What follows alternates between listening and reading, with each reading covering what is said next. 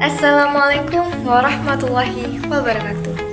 Hai teman-teman semuanya, perkenalkan nama saya Muzan Nur Aziza dengan NIM akhir 26. Nah, teman-teman, di sini saya akan menjelaskan materi tentang kenabian Muhammad SAW di Madinah sebagai fondasi peradaban.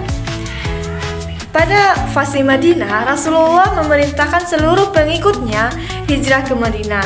Tak tersisa satu orang pun mukmin berada di Mekah, kecuali Rasulullah, Abu Bakar, Ali bin Abi Thalib, dan beberapa orang yang memang diperintahkan untuk tetap di Mekah sampai ada perintah dari Allah Subhanahu wa Ta'ala. Nah, singkat cerita, setelah beliau dan rombongannya memasuki Madinah, beliau disambut penduduk Madinah dengan gembira dan kalangan Ansar. Mereka berharap agar Rasulullah ini singgah di rumah-rumah mereka. Nah, ada beberapa dakwah Rasulullah, yaitu satu, Rasulullah membangun masyarakat baru. Langkah pertama yang dilakukannya Rasulullah adalah membangun masjid. Beliau terjun langsung dalam pembangunan masjid itu, memindahkan batu dan bebatuan.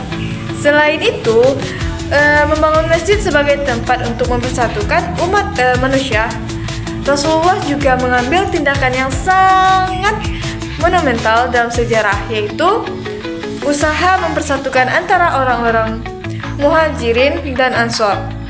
Yang kedua, perjanjian dengan pihak Yunani. Tetangga yang paling dekat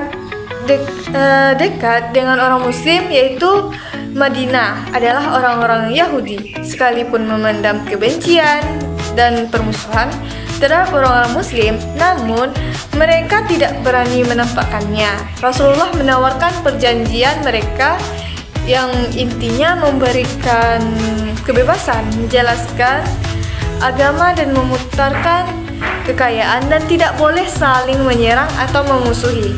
Yang ketiga, yaitu harta rampasan perang. Harta rampasan perang ini didapat pada saat terjadinya perang bandar yang tak terhindarkan lagi pada saat orang Muslim Madinah hendak merampas harta kafilah. Dengan ini, harta rampasan ini dibagi-bagikan kepada penduduk Madinah, dan pada saat ini pula turun ayat yang mewajibkan puasa dan membayar zakat. Nah, sehingga orang-orang Muslim yang miskin di Madinah dapat terbantu karena syariah yang ditetapkan Allah Subhanahu wa Ta'ala.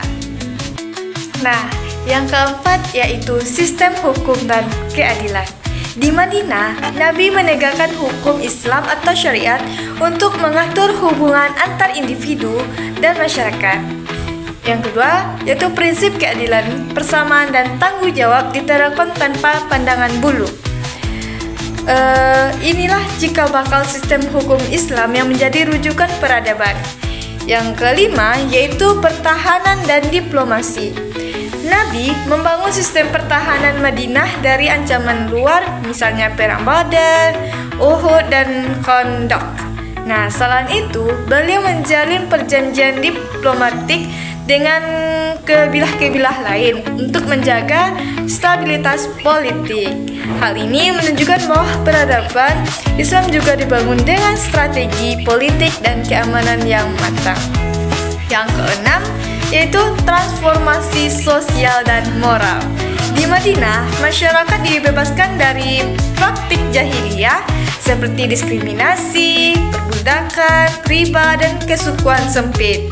Islam menekankan kesetaraan, keadilan, kerjasama, dan akhlak mulia sebagai fondasi masyarakat.